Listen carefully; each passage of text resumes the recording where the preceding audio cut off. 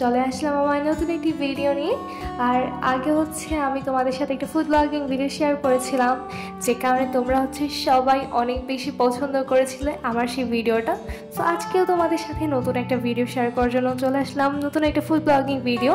আর প্রথমে হচ্ছে মেলাতে ঢুকে দেখতেই পাচ্ছ কি সুন্দর সুন্দর খাবারের আইটেম। এই কর্নারটাতে দেখি হচ্ছে খুব সুন্দর লাগছিল। এগুলো হচ্ছে বাংলার ঐতিহ্যবাহী খাবার, আমার কাছে মনে হয় সব মেলাতেই উঠে এগুলা।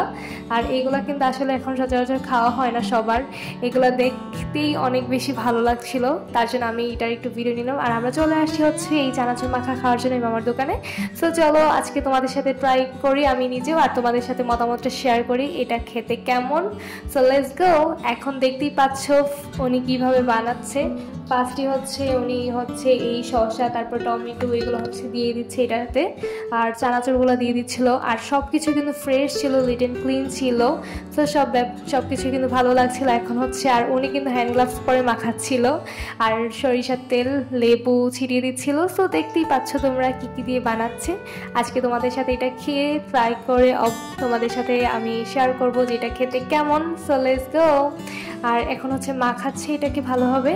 আর হচ্ছে আমি সচরাচর ফুড ব্লগিং ভিডিও বানাই না, সো তোমরা বানালে দেখি তোমরা অনেক বেশি পছন্দ করো, তাই আজকাল এক দুইটা বানাচ্ছি তোমাদের জন্য।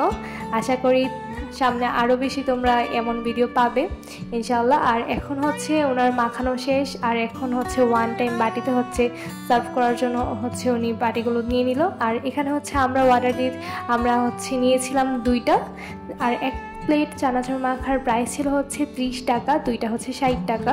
তো এখন খেয়ে দেখি কেমন খেতে। আগে কখনো ফার্স্ট টাইম ট্রাই করবো এই মেলার চানাচুর মাখা। চলো খেয়ে দেখা যাক খেতে কেমন।